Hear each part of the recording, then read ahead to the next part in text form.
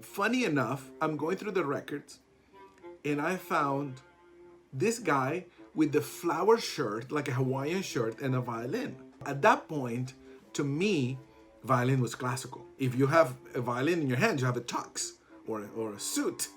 This guy had a Hawaiian shirt.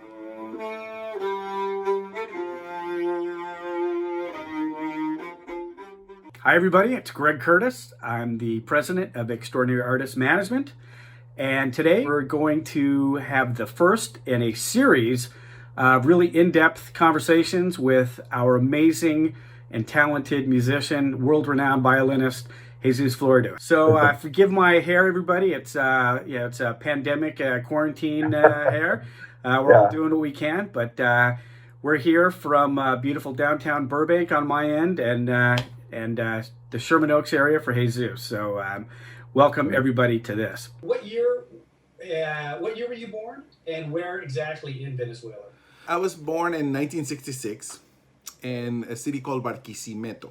That's about a couple hundred miles southwest from Caracas, from the capital. Barquisimeto is the Nashville of Venezuela.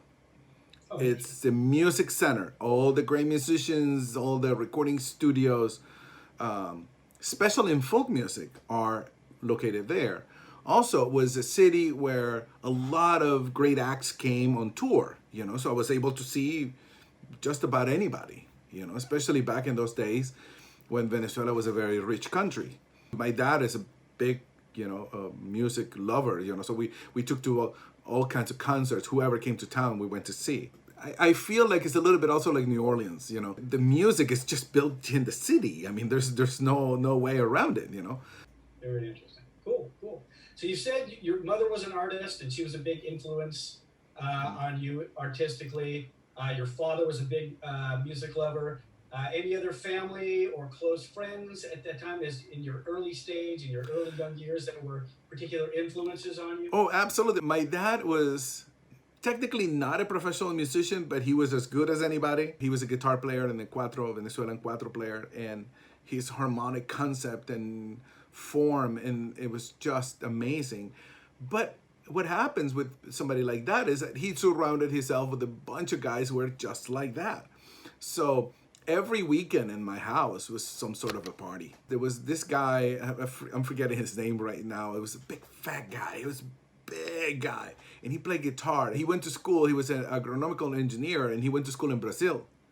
So he knew all the Brazilian music, and I remember him being my biggest harmonic influence as a kid, because the chords that he was playing on that guitar, the voicing, it was like I've never heard before. All right, so Jesús, I want to touch on something. You mentioned something about your trips to the record store. How does that play into your development as an artist? It was crucial. My dad, again, being the record collector, he had hundreds of records. And we had in our town a very incredible record store.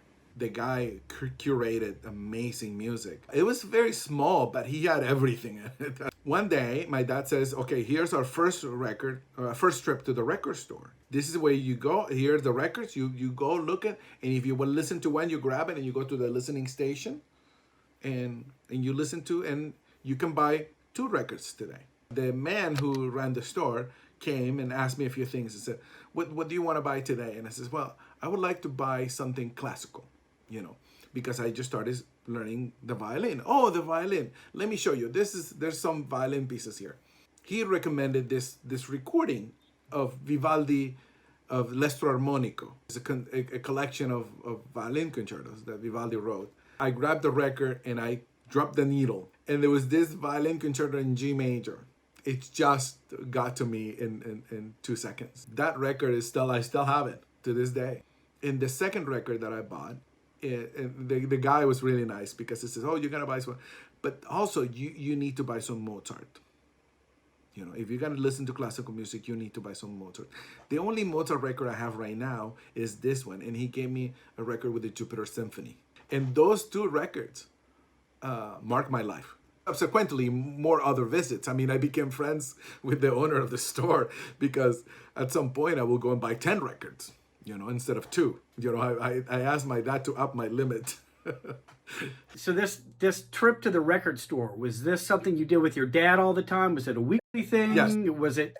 It was, yeah, it was, I would say maybe a monthly Right. thing.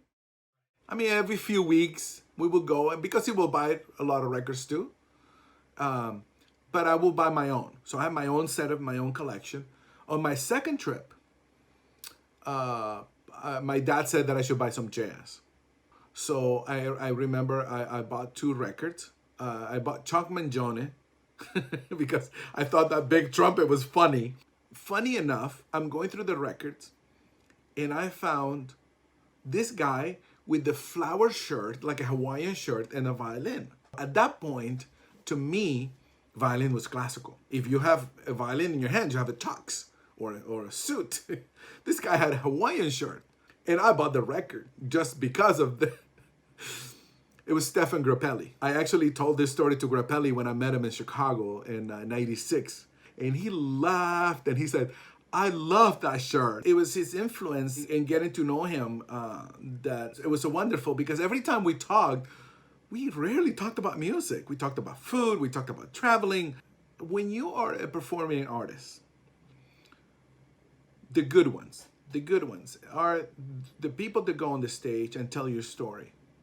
What do you have to say about, it might be the Beethoven Concerto, it might be, Lady Be Good. If you don't have, as a person, that richness in your heart, in your soul, you have to bear your soul. And Grappelli used to say that. He said, you can play Lady Be Good 100 times, but if you don't have richness in your soul, it'll be boring. You have to use the tools that you have in order for entertain the people that came to see you, because ultimately, that is the point. This is something I've always struggled with, to be honest with you. In classical music, the degree of perfection that is expected from you is so high, and very little is given to the passion or the delivery. It's all about perfection. In my experience, an audience will be more engaged to you when you're honest. They don't care if you miss 3 notes. If you're there and you're 100% and you're enjoying and you're playing and you're having a good time, they see that. You play all the notes, but if the passion is not there, who cares? I want the audience to have a good time, to enjoy themselves, and for me to enjoy myself, because let me tell you, 99% of the time I'm having a ball on the stage. That fills my heart and hopefully fills the heart of the audience. So Jesus, thank you again for kind of filling in a little more of the origin story and the influences and the music of what has made you the fantastic world-renowned musician that you are today. So as we've been trying to do is help introduce your audience to a little bit of those musical influences. So what's that piece you're going to play for us today as we end the episode? Well, to follow up my first classical record, I'm going to follow up with my first jazz record. So I'm gonna play a piece called "Feels Good" by Chuck Mangione. It was my first jazz record, and it's a record again that is special to me. It's a song that is very special to me, and I'm gonna leave you with that. So here's a little bit of "Feels So Good."